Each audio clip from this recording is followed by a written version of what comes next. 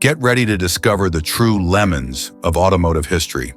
We're counting down the 10 worst old cars that barely got from A to B and left their owners struggling with breakdowns and bizarre designs.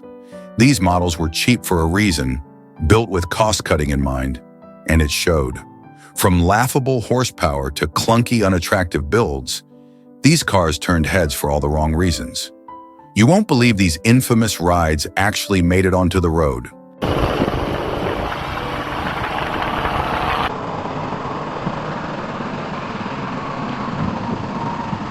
The 1954 Dodge Meadowbrook entered the market as a straightforward, no-frills vehicle aimed at budget-conscious families.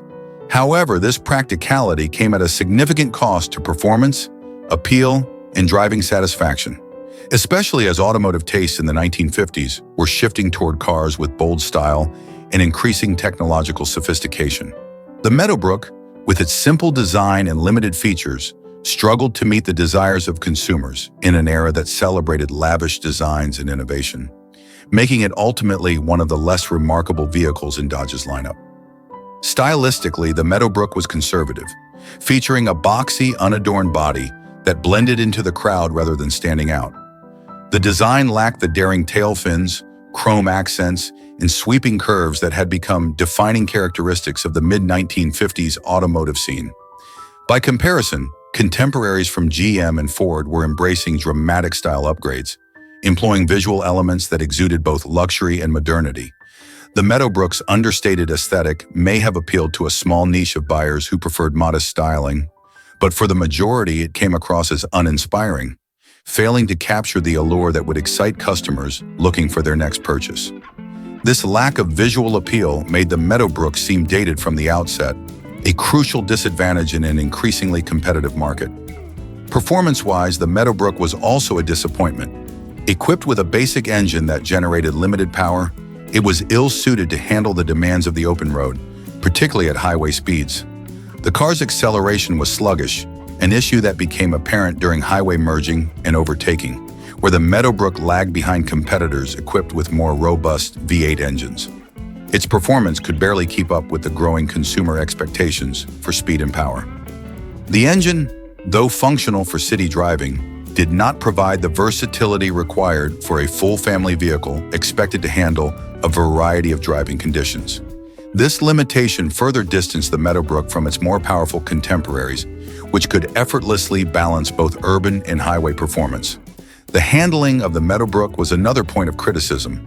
Designed with a basic suspension system, the car provided a stiff and somewhat uncomfortable ride, particularly on less than perfect road surfaces. The suspension struggled to absorb bumps and jolts, transferring them directly to the passengers. For families hoping for a smoother, quieter ride, the Meadowbrook suspension proved inadequate, making it less appealing for longer trips. Additionally, the car's heavy steering exacerbated these issues, especially when navigating city streets or tight parking spaces. The heavy handling was not just tiring for drivers, but also made the vehicle feel somewhat unwieldy, an undesirable trait in a family sedan.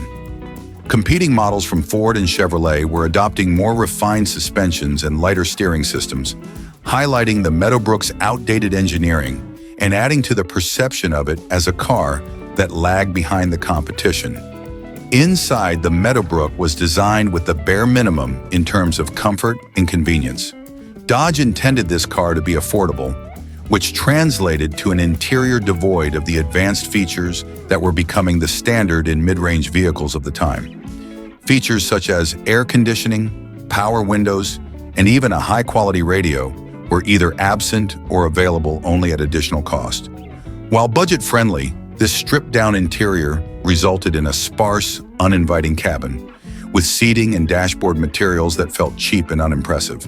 As buyers were beginning to look for cars that offered a blend of practicality and comfort, the Meadowbrook's lack of features made it feel like a throwback to a simpler, earlier era of car design rather than a forward-looking family sedan. Reliability was another area where the Meadowbrook struggled. Though not infamous for breakdowns, the car required frequent maintenance to keep it in top condition, particularly when it came to its electrical system and basic mechanical components. Many drivers found the Meadowbrook needed more frequent servicing than similar models. further adding to the inconvenience of owning this vehicle. In an era where reliability was increasingly becoming a priority, especially for family-oriented cars, this factor worked against the Meadowbrook. Other models offered improved reliability and fewer maintenance demands, highlighting a drawback that further reduced the appeal of this Dodge entry. As the 1950s continued, the Meadowbrook's shortcomings became even more glaring. Car buyers were growing accustomed to a new generation of vehicles that embraced not only performance and visual appeal, but also an increasing degree of luxury. The 1957 Mercury Turnpike Cruiser debuted with an ambitious aim to capture the imagination of drivers with futuristic style and a host of innovative features. Yet despite its bold design and advanced gadgetry, the Turnpike Cruiser quickly fell short of its potential, ultimately becoming known more for its complexities and mechanical pitfalls than for its achievements. The Turnpike Cruiser's visual appeal was undeniable, featuring dramatic tail fins, an elongated body, and a distinctive breezeway rear window that could be lowered for ventilation. This styling aligned with the space-age fascination of the 1950s, giving the car a modern look that captured attention. However, the design choices were not without drawbacks. The car's substantial size and weight, combined with a relatively heavy steel construction, hampered performance, making the Turnpike Cruiser feel cumbersome to drive. This bulk affected its agility and reduced its overall fuel efficiency, issues that left it lagging behind competitors who managed to balance style with a more streamlined build. The Turnpike Cruiser was packed with forward-looking features, including a push-button keyboard control transmission, an early form of cruise control, and a seat-o-matic memory seat that adjusted to the driver's settings. These innovations were intended to position the Turnpike Cruiser as a premium, tech-forward choice. However, these features soon proved to be liabilities. The push-button transmission, while impressive in concept, was notably unreliable, with owners frequently reporting issues with the button sticking or failing altogether. This made shifting gears cumbersome and, at times, unpredictable, a serious flaw in an era when reliability was a key selling point for American drivers. Additionally, the complex electronics that powered these innovations were prone to malfunction, resulting in repair costs that turned off many potential buyers. Maintenance quickly became a headache for Turnpike Cruiser owners, as Mercury's experimental systems and gadgets required specialized repairs that local mechanics were often unequipped to handle. Owners faced frequent breakdowns, electrical failures, and malfunctions with the push-button transmission, rear power window, and other unique features. The Cruiser's complexity essentially demanded regular attention from Mercury specialists, making ownership costly and inconvenient for many buyers. With limited repair resources, owners often had to travel to dealerships or specialized service providers, further compounding the maintenance challenges and driving up costs. The car's performance, given its ambitious design, was underwhelming. While it came with a powerful V8 engine, the heavy frame blunted its acceleration and made it feel sluggish on the road, particularly at highway speeds. Drivers expecting a responsive and smooth ride were often disappointed by the Turnpike Cruiser's cumbersome handling and lack of agility. Its suspension, though comfortable on smooth surfaces, struggled to absorb rough roads adequately, and its tendency to feel unwieldy on curves reduced confidence in the car's stability. These issues detracted significantly from the futuristic driving experience Mercury had tried to cultivate with the model. Fuel economy was another setback. The Turnpike Cruiser, designed with a heavy frame and fitted with a fuel-thirsty V8 engine, guzzled gasoline at a rate that became a concern for consumers, especially as fuel prices began to climb in the late 1950s.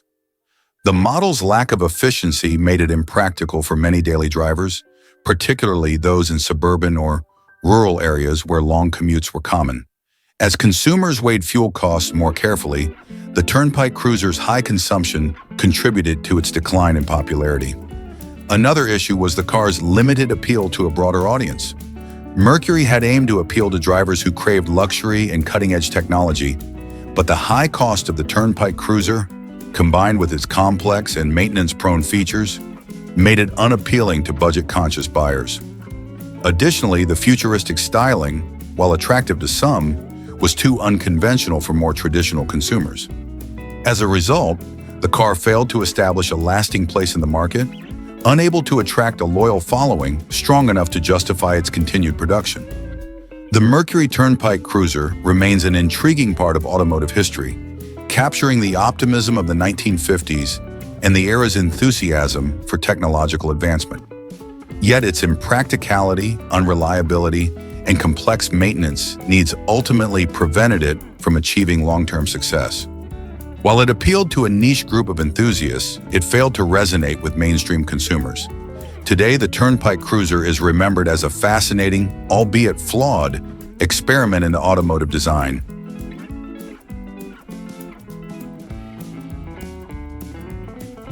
The 1952 Studebaker Champion, though popular in its time for its affordable price and relatively efficient design, had several notable weaknesses that hampered its performance and reputation. Initially, the Champion aimed to deliver a lightweight, economical vehicle during a time when American automakers were experimenting with smaller, budget-friendly options. However, while Studebaker's design was ahead of its time in terms of style, the car's engineering and performance couldn't keep up with the demands of the road or its competition. One of the primary issues with the 1952 Champion was its underpowered engine. The Champion came equipped with a small inline-six engine that produced modest horsepower. While this was sufficient for basic city driving, it fell short on highways or steep terrains. Drivers often found the Champion struggling to keep up with faster traffic, particularly as other brands were introducing larger engines. This lack of power was especially noticeable on long drives, where maintaining higher speeds became a challenge, impacting the Champion's appeal as a practical, everyday car. The Champion's lack of horsepower affected more than just speed. On inclines or during passing maneuvers, the car's limited power made for sluggish acceleration, which could be both frustrating and unsafe. While Studebaker marketed the Champion as a budget-friendly model, this underpowered engine limited its versatility and made it less desirable for drivers who needed a more adaptable vehicle. Reliability was another critical drawback. The 1952 Champion had frequent maintenance issues, particularly with its electrical system, which was notoriously unreliable. Owners reported frequent problems with the car's wiring and battery connections, which led to unexpected breakdowns and added repair costs. The electrical system, essential for the vehicle's ignition, lighting, and even basic dashboard functionality, required regular attention to keep the car roadworthy. This inconsistent reliability made the Champion a riskier choice for drivers who relied on their cars for daily commutes or longer journeys. Beyond electrical issues, the Champion was known for having durability problems in other areas as well. Its braking system, while standard for the era, was not particularly effective, especially under the strain of repeated use or in emergency situations. Combined with the car's modest acceleration and power, the lackluster braking reduced driver confidence and made the Champion less agile than competitors. Additionally, the Champion's lightweight build, while intended to improve fuel efficiency, compromised its stability and ride comfort. The car was more susceptible to crosswinds on open roads, and its lighter frame resulted in a rougher ride on uneven surfaces. Passengers often experienced more bumps and vibrations than they would in similarly priced models, and the thin body panels provided little insulation from road noise. This basic construction approach, aimed at keeping the car affordable, ultimately made it feel less refined, which detracted from its appeal as a reliable and enjoyable family vehicle. Styling, while unique, was a mixed factor. The Champion's streamlined design was distinctive and helped the car stand out from the more conservative models of its time. However, Studebaker's unusual aesthetic choices didn't appeal to everyone, with some potential buyers put off by the Champion's unconventional looks. While the design eventually earned a nostalgic following, it initially limited the car's marketability, particularly among more traditional car buyers. Despite its affordability and fuel economy, the 1952 Studebaker Champion's weaknesses in performance, reliability, and comfort prevented it from securing a more prominent place in automotive history. Its underpowered engine, frequent maintenance demands, and lackluster durability turned it into a car that, while stylish, struggled to meet the everyday needs of its drivers. Today, the Champion is often remembered as a symbol of Studebaker's ambitious, but ultimately flawed attempts to compete in the crowded American market. While some collectors appreciate its historical charm, it remains a reminder of the challenges that plague smaller automakers in their quest to balance economy with practicality and reliability.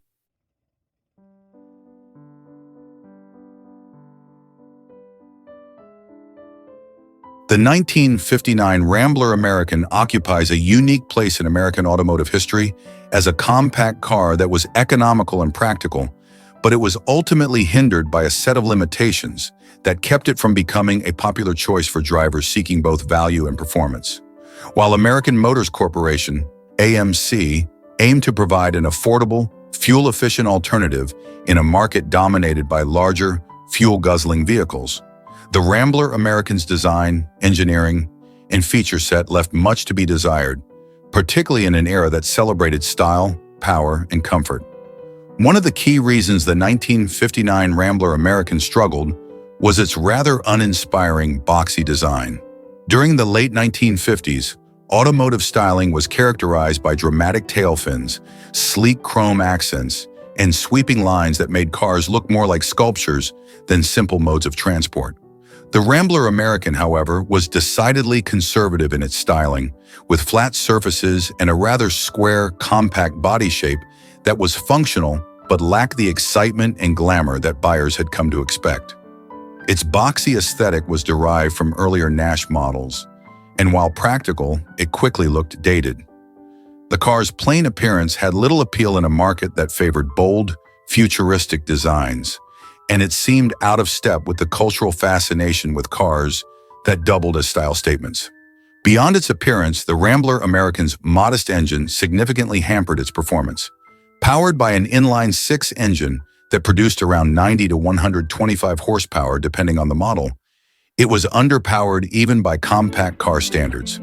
This engine's lack of power made acceleration sluggish, particularly noticeable during highway merging or climbing steep inclines. Many drivers reported feeling underwhelmed by the car's ability to gain speed, which left the Rambler struggling in traffic and on the open road. The small engine size also meant the car was often unable to carry a full load of passengers and cargo, without experiencing even more strain on its limited power. The American's performance was generally sufficient for short, local drives, but made it a less appealing option for families and commuters who needed a versatile car for longer distances or more demanding trips. The handling and suspension were another weak point in the Rambler American's design. The car featured a basic suspension system that was cost-effective but stiff, leading to a rough and jarring ride on uneven roads or rougher surfaces. This stiff suspension made the Rambler American feel uncomfortable, as passengers could feel every bump and imperfection in the road. Furthermore, the car's lightweight frame, which was intended to aid in fuel efficiency, made it susceptible to crosswinds and gave it a sense of instability at higher speeds. Driving the Rambler American on highways was often a nerve-wracking experience due to its lack of stability, and it required constant attention to keep the car centered on the road. Drivers accustomed to the smooth, comfortable rides of larger American cars found the Rambler's ride quality inadequate and uncomfortable, making it difficult to enjoy for daily use, let alone extended road trips. Inside the car, the interior was a reflection of its budget-friendly design, with sparse amenities and a lack of any significant comfort features. The cabin was bare bones, with limited padding on the seats and minimal insulation against road noise, making long drives noisy and tiring.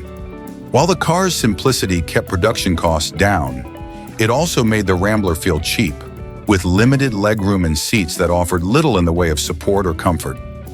Unlike some other cars of the era, which had begun to introduce more comfortable seating, improved interiors, and convenience features, the Rambler's cabin had a utilitarian feel that could even be described as austere.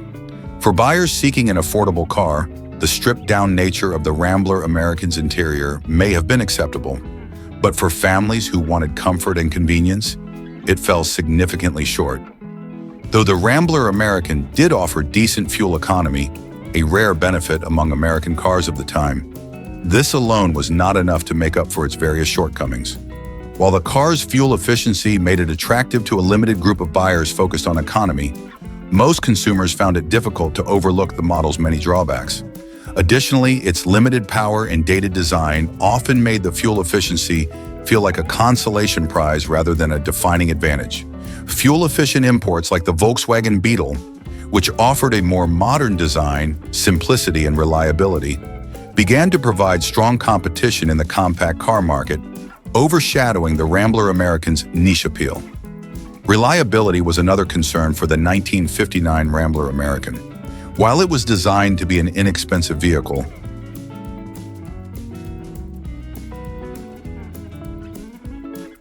the 1951 Fraser Standard represents the tail end of Frazer's attempts to establish itself in the American automotive market, but it struggled due to a combination of poor timing, outdated styling, and performance limitations. As a marque that had initially set out to produce high-quality vehicles with a hint of luxury at a more accessible price point, Frazer hoped the Standard would resonate with post-war consumers looking for an affordable, reliable family car. However, a host of issues kept the Standard from making a meaningful impact, and it would become one of the last models produced under the Frazer name. One of the most apparent challenges was its bulky and awkward design. By 1951, American car manufacturers were embracing sleek, modern lines, chrome detailing, and increasingly refined aesthetics. The Fraser Standard, however, looked more reminiscent of late 1940s styling, with a conservative shape that appeared dated next to competitors like Chevrolet and Ford. Its body design was somewhat plain and heavy-looking, lacking the bold features that made cars of the era memorable. This was further compounded by the fact that Frazer had limited resources to retool and modernize their designs. So the Standard was essentially a carryover of older models, rather than a fresh take on what the post-war market wanted. The performance of the 1951 Fraser Standard also fell short of expectations. Its inline-six engine was undersized and underpowered for a car of its weight, providing sluggish acceleration and unremarkable speed. The car struggled to keep up with the higher-powered V8 engines that were becoming more common in the early 1950s, which made it feel antiquated. This lack of power not only affected the driving experience, but also left the Standard trailing its competitors in terms of towing and hauling capability, which were important selling points for family-oriented buyers. Additionally, the engine's performance was further compromised by the car's weight, which added to its sluggishness and lack of agility. Handling was another area where the Fraser Standard fell behind. Its steering was cumbersome and required considerable effort to maneuver, especially at lower speeds or when parking. The suspension system, while adequate for city driving, struggled on rough or uneven roads, making for a bumpy and uncomfortable ride. Drivers accustomed to newer models from other brands often found the Standard's handling lacking, as it felt more like a holdover from the previous decade's technology rather than a step forward in innovation. This compromised its appeal for both urban and suburban drivers who valued ease of handling in crowded streets and tight parking spaces. Inside, the Standard's interior reflected the car's budget-conscious design, but was notably sparse compared to other models available at the time. Seats were utilitarian, lacking in comfort, and the interior layout was simple and straightforward, which, while functional, didn't provide much in terms of style or luxury. As buyers' tastes began to shift toward vehicles that offered a degree of interior sophistication and comfort, the Frazer's minimalist approach felt out of place. Moreover, the car's insulation was minimal, meaning that road noise was prevalent within the cabin, which further diminished the overall driving experience, particularly on long trips. Adding to these issues was the fact that Frazer, as a smaller brand, faced substantial competition from the big three automakers, Ford, GM, and Chrysler. These major manufacturers were able to deliver better engineered vehicles with more advanced features at competitive prices, which left little room for Frazer to make a meaningful impression. The Standard, with its outdated look and unimpressive performance, struggled to attract attention in a market that was increasingly flooded with flashier, better-performing models. Frazer simply didn't have the resources or brand recognition to compete on the same level. And by the early 1950s, it was evident that the company was in a precarious position. Furthermore, the Standard's sales were disappointing, and as production numbers remained low, parts availability became an issue. Owners often found themselves waiting for repairs, which impacted the overall reputation of the vehicle as a reliable option. The high maintenance costs associated with keeping the car on the road, coupled with its low resale value, made the Fraser Standard an unattractive option for cost-conscious buyers, especially when larger, more reliable models were available at similar price points. In retrospect, the 1951 Fraser Standard is remembered as a symbol of a brand that struggled to find its footing in an increasingly competitive automotive industry. It represents a missed opportunity for Fraser to innovate and capture a slice of the mainstream market. Instead, the Standard, with its outdated design, underpowered engine, cumbersome handling,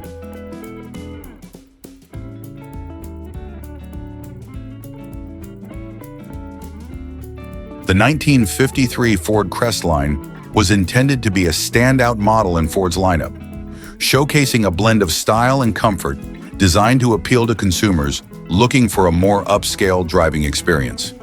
However, despite its ambitious design and positioning, the Crestline encountered numerous challenges that ultimately hindered its market performance and reputation. At the heart of the Crestline's issues was its engine performance. While Ford equipped the Crestline with a range of engine options, including a flathead V8 and an inline-six, the reality was that these engines were often underwhelming for a vehicle of its size and weight. The flathead V8, while a staple in Ford's lineup for many years, was not the powerhouse that drivers of the era were beginning to expect. With horsepower ratings hovering around the low end for the segment, the Crestline struggled to deliver the acceleration and responsiveness that consumers sought, particularly in an era where competition was fierce and other manufacturers were rapidly innovating. Drivers found that the car's performance was insufficient for modern driving conditions, where quick acceleration was often necessary, especially when merging onto highways or navigating urban environments.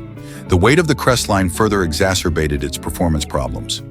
Weighing in at a significant heft, the car was less agile than many of its contemporaries, making it feel cumbersome on the road. This heavy build led to a host of handling issues. The basic suspension system could not adequately manage the weight, resulting in a ride that was less than smooth. The car experienced noticeable body roll during turns, and the steering felt sluggish and unresponsive, especially in comparison to lighter, more agile vehicles. Drivers often reported that the car felt more like a cumbersome boat than a nimble sedan, making the driving experience frustrating rather than enjoyable. The heavy weight also impacted the car's stopping power, as the outdated drum brakes struggled to manage the increased mass, leading to longer stopping distances and raising safety concerns among drivers. In terms of interior quality and comfort, the Crestline also fell short of expectations. While it was marketed as a premium offering, the actual interior experience was basic and uninspired. The materials used were functional, but lacked the refinement and attention to detail that buyers in this segment were beginning to expect. The seats, while accommodating, offered limited support for long journeys, and the overall layout of the interior felt dated. Minimal sound insulation allowed road noise to permeate the cabin, detracting from the luxury experience that Ford aimed to provide. Furthermore, while some models featured upgraded upholstery, many buyers found the interiors lacking in terms of features, with few options for personalization or comfort enhancements. As consumer tastes evolved, the Crestline's interior fell increasingly out of favor, making it less appealing to potential buyers who were eager for a more modern driving experience. Another critical aspect where the Crestline struggled was in maintenance and operating costs. The combination of a heavy frame, frequent engine strain, and underwhelming mechanical systems resulted in a vehicle that was costly to maintain. Owners often found themselves facing higher than expected repair bills due to the car's tendency for wear and tear. The flathead V8, despite its reputation for reliability, became known for issues like overheating, particularly when subjected to the demands of everyday driving. Routine maintenance could be frequent, leading to frustration among owners who expected a more dependable vehicle for their investment. In contrast, competitors like Chevrolet's Belvedere or Plymouth's Cranbrook offered more reliable options at comparable price points, making the Crestline seem like an impractical choice for many buyers. The fuel efficiency of the Crestline was another significant drawback. Given its size and weight, the vehicle struggled to deliver competitive mileage, leading to higher operating costs that weighed on consumers. In a market where fuel prices were becoming an increasing concern, the Crestline's poor fuel economy became a major selling point that worked against it. Drivers were often disillusioned, feeling that they were paying a premium for a vehicle that did not deliver the efficiency or performance they expected. The culmination of these issues contributed to the 1953 Ford Crestline's lack of success in the marketplace. Despite Ford's intention for it to be a premium vehicle that could compete with higher-end offerings from brands like Buick or Oldsmobile, the Crestline instead became a representation of missed opportunities and underwhelming execution. Its combination of underpowered performance, handling challenges,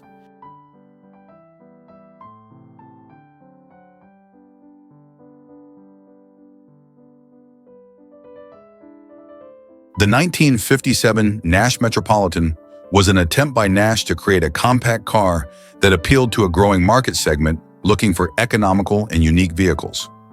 However, despite its charm and distinctive design, the Metropolitan faced numerous challenges that ultimately hindered its practicality and popularity, especially in the context of the American automotive landscape of the 1950s. One of the most significant drawbacks of the Metropolitan was its engine performance. The car was equipped with a small four-cylinder engine that produced a mere 55 horsepower.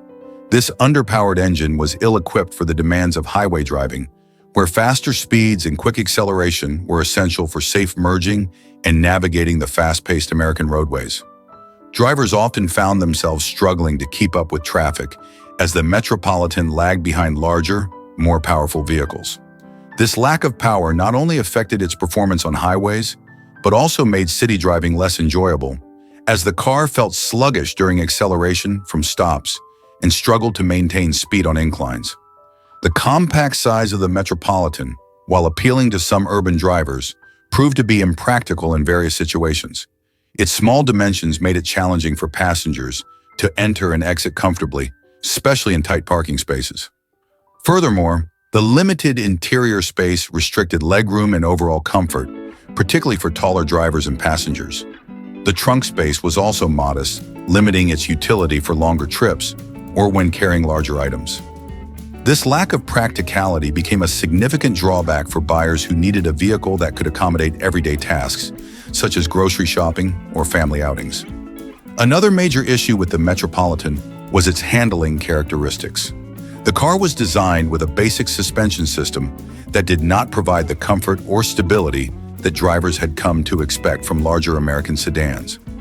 On rough or uneven road surfaces, the Metropolitan's ride could be jarring, detracting from the overall driving experience.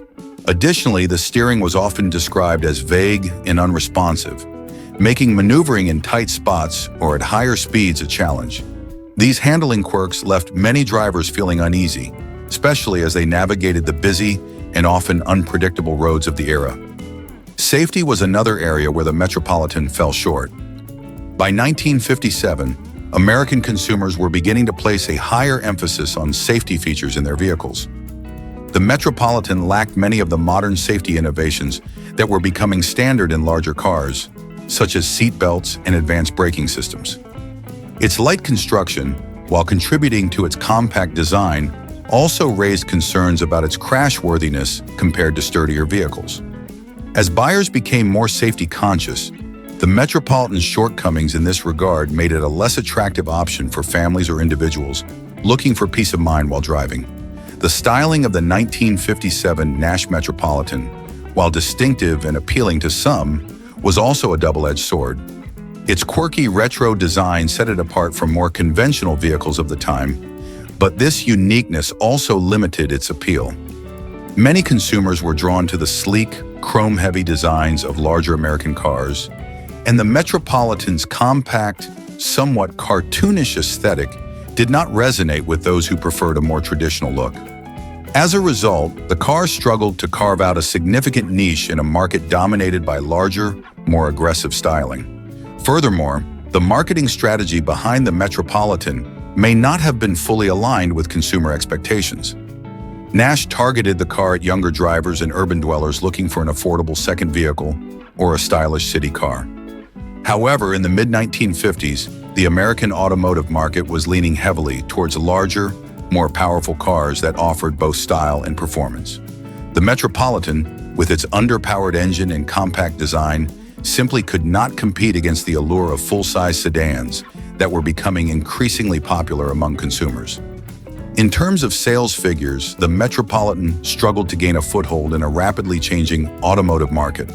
While it found some success among specific demographics, its overall numbers fell short of expectations. The challenges posed by its limited power, impracticality for highway use, and lack of modern safety features meant that it could not effectively compete against larger, more capable cars that dominated American roads. This ultimately led to a decline in Nash's market share and contributed to the brand's struggles during this transformative period in automotive history.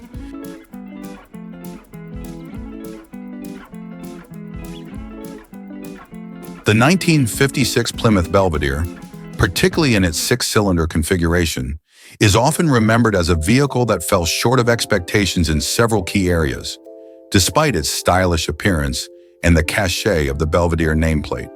While the V8 models garnered positive attention for their performance and drivability, the six-cylinder version struggled to make an impression and left many owners disappointed. One of the most significant drawbacks of the six-cylinder Belvedere was its performance. Equipped with a modestly powered six-cylinder engine, the car lacked the punch needed for spirited driving or quick acceleration.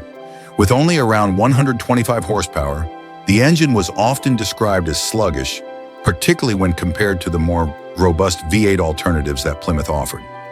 As a result, drivers frequently experienced a frustrating lack of responsiveness during acceleration, especially during highway merging or overtaking maneuvers. This underwhelming performance detracted from the overall driving experience and made the vehicle feel less capable in various driving scenarios. The Belvedere's handling was also a point of contention for many owners. The suspension system, designed for comfort rather than sportiness, resulted in a ride that felt more cushioned than controlled. While this may have been appealing for some drivers seeking a smooth cruise, it also meant that the car struggled to provide the kind of precise handling expected by those looking for a more engaging driving experience. On winding roads or during sudden maneuvers, the Belvedere's handling could feel imprecise and unresponsive, further frustrating drivers who expected more from a car bearing the Plymouth name. Another area where the six-cylinder Belvedere fell short was build quality. Reports of frequent breakdowns and reliability issues plagued the model, leaving many owners questioning the dependability of their vehicles. Problems ranged from electrical failures to issues with the engine itself, leading to costly repairs and extended periods without a reliable mode of transportation. This lack of reliability not only diminished owner satisfaction, but also contributed to a perception that the six-cylinder Belvedere was less capable than its V8 counterparts. Moreover, the interior of the six-cylinder Belvedere often reflected a more utilitarian approach compared to the V8 version. While Plymouth aimed to provide a comfortable cabin, the materials used in the six-cylinder models tended to be less refined, and some owners reported that the overall fit and finish left something to be desired. Features that were standard in the V8 version were often omitted or offered only as options in the six-cylinder, further contributing to a feeling that the six-cylinder model was a stripped-down version of the more appealing V8 variant. Fuel economy was another aspect where the six-cylinder Belvedere did not shine, especially considering the performance limitations.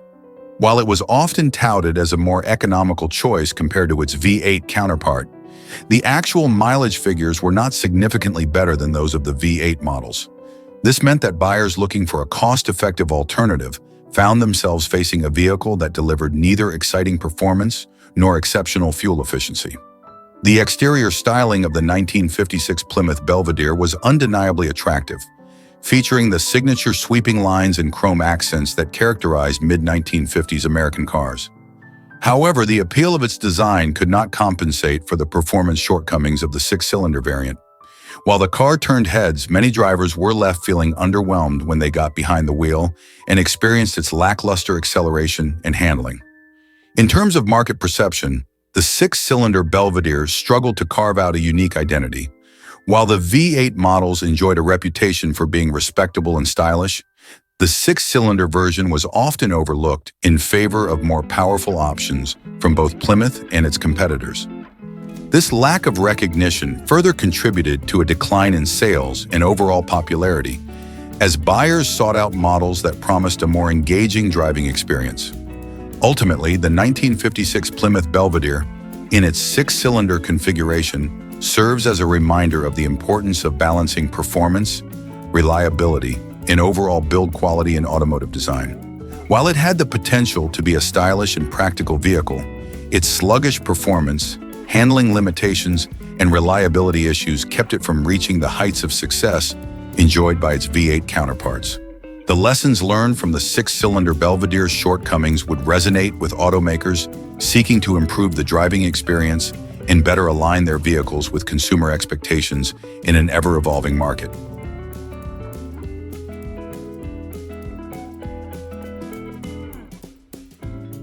The 1950 Crosley station wagon represents a curious chapter in American automotive history, particularly in the realm of compact cars.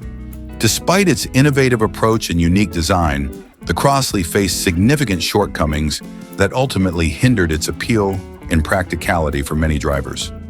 One of the most notable issues with the Crosley station wagon was its size. This diminutive vehicle was designed to be small and efficient, catering to a market that was increasingly looking for alternatives to larger, gas-guzzling cars. However, its compact dimensions came with drawbacks, especially in terms of power and performance.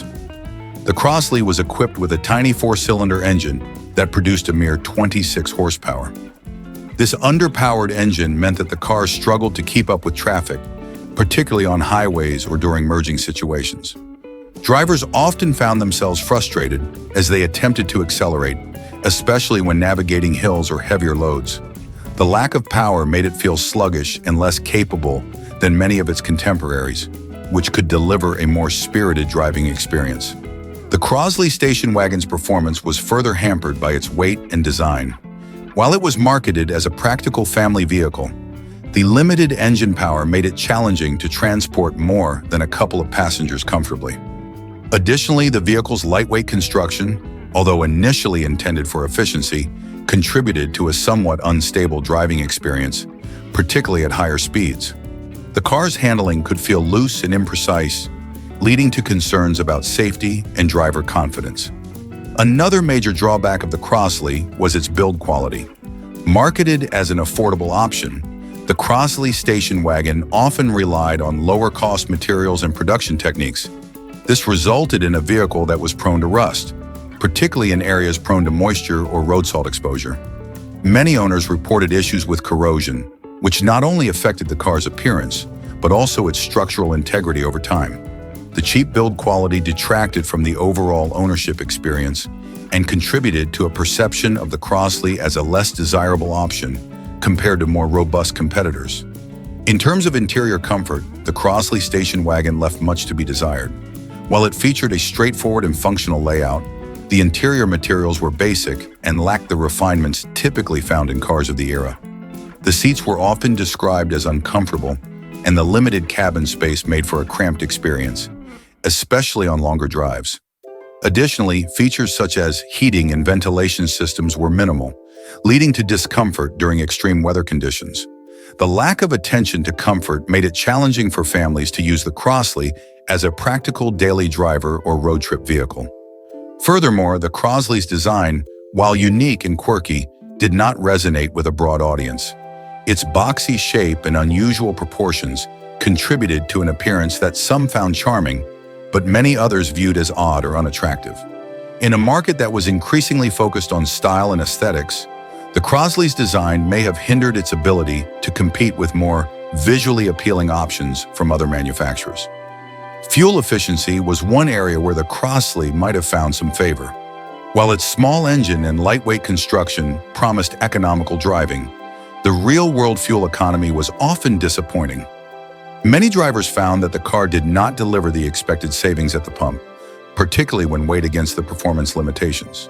The combination of a lack of power and fuel inefficiency made it challenging for the Crosley station wagon to carve out a niche among budget-conscious consumers. As a result of these challenges, the Crosley station wagon struggled to make a lasting impact in the automotive market. While it represented an innovative attempt to create a compact and affordable vehicle, its shortcomings in performance, build quality, and comfort ultimately limited its appeal. The Crosley serves as a reminder of the delicate balance that manufacturers must strike between size, power, and consumer expectations in the quest to develop successful vehicles. Although it had its loyal fans and offered a unique alternative in the post-war era, the Crosley station wagon remains a curious footnote in the history of American automobiles, rather than a beloved classic. The 1955 Hudson Wasp is often regarded as a pivotal moment in the decline of the Hudson Motor Car Company, reflecting the challenges faced by a once innovative brand struggling to maintain its relevance in a rapidly evolving automotive landscape. Hudson had built a reputation for creativity and cutting-edge engineering, but by the mid-1950s, the company found itself competing in an increasingly crowded market dominated by powerful rivals like Ford, Chevrolet, and Chrysler. Unfortunately, the Wasp epitomized this struggle with several critical flaws that contributed to its poor reception and subsequent decline. One of the primary weaknesses of the 1955 Hudson Wasp was its handling dynamics. Designed on a platform that did not prioritize modern suspension technologies or balanced weight distribution, the Wasp offered a driving experience that felt heavy and unresponsive. Reviews from contemporary car magazines and drivers highlighted the vehicle's tendency to sway during turns, resulting in a ride characterized by body roll.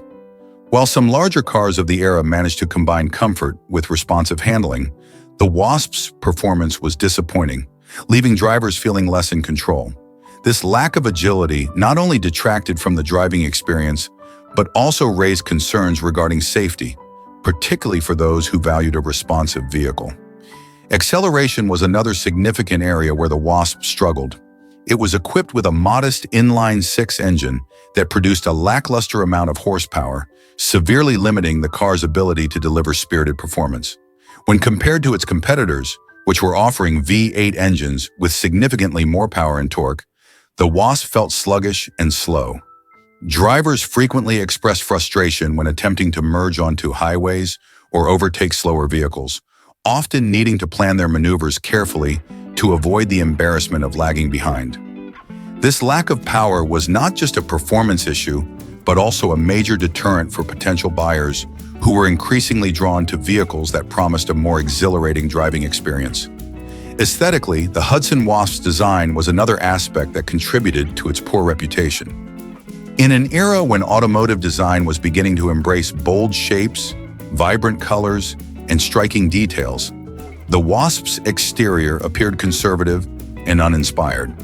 The lack of distinctive styling meant that it was easily overlooked on the road, blending in rather than standing out. While Hudson had previously been celebrated for its unique designs and forward-thinking approach, the Wasp seemed to lack the artistic flair that was becoming increasingly important to consumers in the mid-1950s. As a result, many car buyers dismissed the Wasp in favor of models that offered not only better performance, but also eye-catching aesthetics. The combination of these shortcomings ultimately led to declining consumer interest in the Hudson Wasp. As competitors launched new models boasting improved performance, striking design, and modern amenities, the Wasp's appeal diminished significantly. Ford and Chevrolet, for example, were introducing vehicles that offered innovative features, enhanced driving experiences, and vibrant design, all of which made the Wasp look increasingly outdated. The rapid evolution of the automotive industry during this period meant that brands that failed to innovate quickly found themselves left behind, and Hudson was no exception. Adding to the Wasp's challenges was the question of reliability. Owners reported frequent mechanical issues, ranging from electrical problems to concerns with the engine and transmission. As consumers placed a growing emphasis on reliability during this era, the Wasp's reputation for reliability suffered considerably. Many prospective buyers opted for competing models known for their durability and lower maintenance costs, further eroding the Wasp's already shaky market presence. This contributed to a cycle of negativity around the vehicle, making it even harder for Hudson to recover its image and regain the loyalty of consumers. In summary, the 1955 Hudson Wasp serves as a cautionary tale in the history of automotive manufacturing. Once a brand synonymous with innovation and forward-thinking design, Hudson found itself struggling to adapt to a rapidly changing market landscape. With its handling issues, lack of acceleration, uninspired styling, and questionable reliability, the Wasp ultimately failed to capture the hearts and minds of consumers. As it quickly fell out of favor in the face of strong competition, the Wasp became emblematic of Hudson's decline, illustrating the consequences of a failure to innovate in an industry that was evolving at an unprecedented pace. The story of the Hudson Wasp is not just about a single car, but serves as a reminder of the ever-changing dynamics of the automotive industry,